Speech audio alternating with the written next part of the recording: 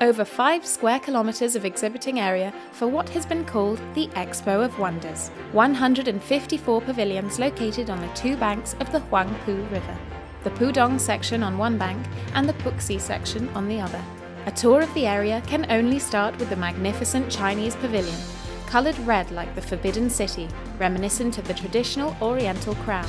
In Zone A, along with China, are the other Asian countries. In the Pudong section, you can also visit the European pavilions, Germany, France, Poland and Switzerland. Great Britain's pavilion structure covered in fibre optics. The Italian pavilion and Luxembourg's pavilion were all designed according to the theme Small but Beautiful. Zone B is dedicated to Southeast Asian countries and Oceania, like Australia and Singapore. Moving into the Puxi section, there's a pavilion dedicated to information and communication from private companies, and a pavilion dedicated to Chinese aviation. Plus, there's the pavilion dedicated to sailing, and the General Motors and SAIC pavilion, the Shanghai Automotive Industry Corporation.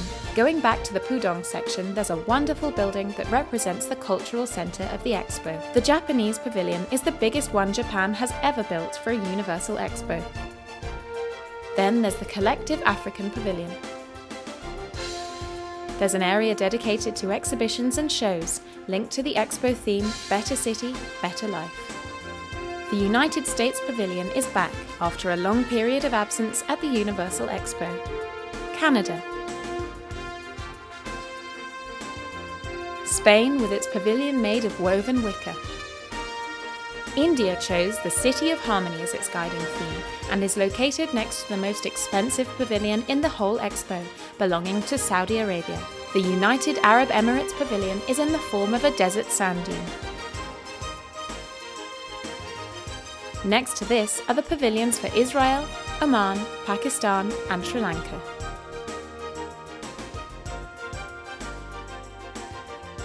And one of the most fascinating constructions, the Taiwan Pavilion, made of 1.5 million plastic bottles. We end our tour where it began, the main entrance to the exposition with the Chinese Pavilion.